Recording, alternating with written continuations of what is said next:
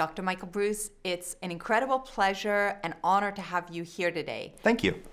Now, millions of Americans refer to you as America's sleep doctor. Yes. Tell me a little bit about your background and how you would get this name. So it wasn't by choice. It kind of sort of happened. I didn't grow up saying, hey, I want to be a sleep doctor. It was kind of funny. So I have a PhD in clinical psychology. When I was doing my residency program, we had a choice.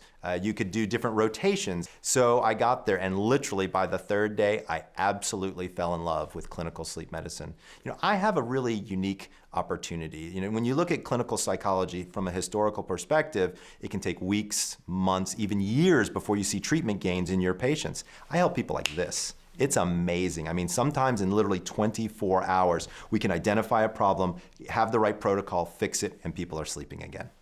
It's remarkable to think about how much time we spend sleeping, and it seems like we kind of just don't know that much about it at the end of the day. Well, and the interesting thing is we still don't know why we sleep, right? Science hasn't figured that out. We know there's a couple of cool things that happen during sleep. So we know sleep helps with memory. We know that sleep actually helps with metabolism. We know that sleep actually has a big effect on our reaction time. We know that sleep has a big effect on our moods.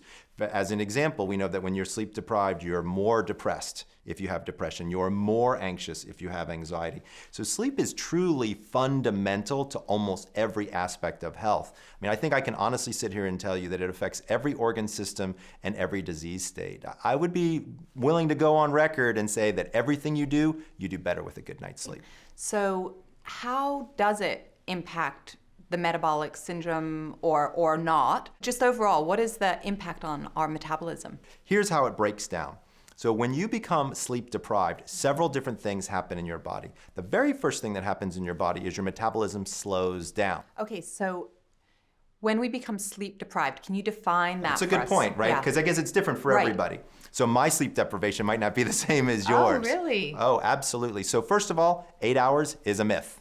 All right, we said it here, everybody can hear it, everybody can see it, 8 hours is a myth. People don't always need the exact same amount of sleep. As an example, I've been a 6.5-hour sleeper my entire adult life, but my wife, she needs 8.5 hours, right? So if she got my 6.5, she would be sleep deprived. Whereas if I got my 6.5, I would be just fine. So we know that that's different for different people. And what is it? It's based on the rhythm? Well, so there's a couple of things it's based on. So one, it is genetically predetermined. So our genes, actually our DNA, can tell us not only how much sleep we need, but when to sleep. So, some people can be an early bird and some people can be a night owl, and that has to do with circadian rhythms and things like that. But generally speaking, we know that sleep deprivation, as a general definition, is probably anything less than 6 hours a night, generally speaking, if you need more. So what are some very simple strategies that we could start using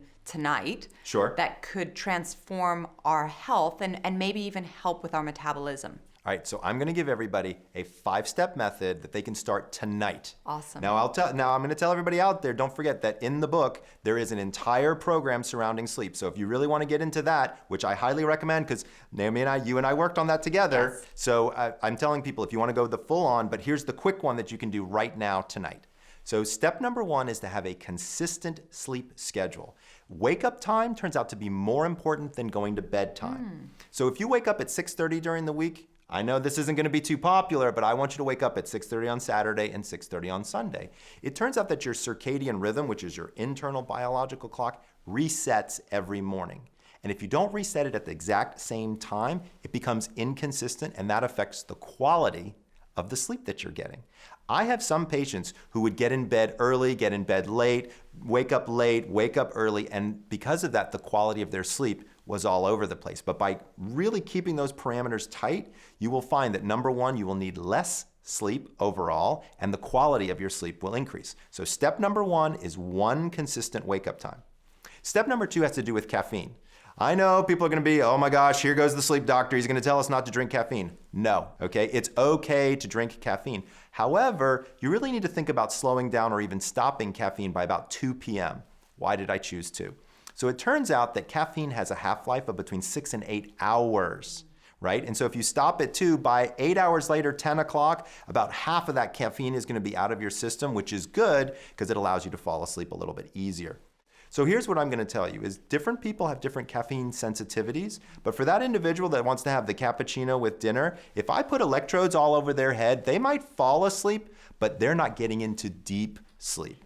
Right? So the quality of their sleep is really compromised. And that's why people wake up and they don't feel so good, is because of that sleep quality. So step number 2 is to stop caffeine by 2 p.m.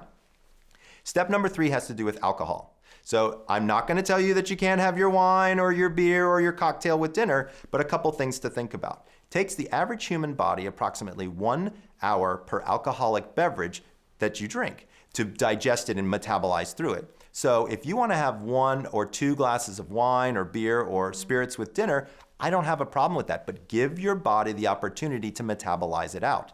Why? Because there's a really big difference between going to sleep and passing out. So step number 3 is 3 hours before lights out, you want to stop alcohol. Step number 4 has to do with exercise. The single biggest way for you to improve the quality of your sleep is to exercise. Now, I'm not talking about running a marathon here. 20 minutes of daily exercise. Walk the dog, get the mail, walk around the block, whatever it is you want to do. Or, hey, go to a spin class and go all out. It doesn't matter to me. The data is really consistent. More exercise equals better quality sleep. However, it turns out that some people can't exercise too close to bedtime. It revs them up too much. So step number 4 is to stop exercise 4 hours before bed to allow your body to be able to still calm down and get the rest it needs. I will tell you though, there's a group of people out there that actually do better exercising late at night. So that step is one that's got a little bit of a caveat to it in terms of if you know that you're an evening exerciser and it doesn't affect your sleep, then you're probably just fine. Step number 5, my last step, is that you want to get 15 minutes of sunlight every morning when you wake up. So it turns out that when sun comes in and hits the optic nerve, it bounces around and it ends up in your circadian rhythm and resets your brain by turning off the melatonin faucet in your head, right? And remember, melatonin is sort of that key that starts the engine for sleep. So we really want to make sure that that's turned off when we wake up in the morning.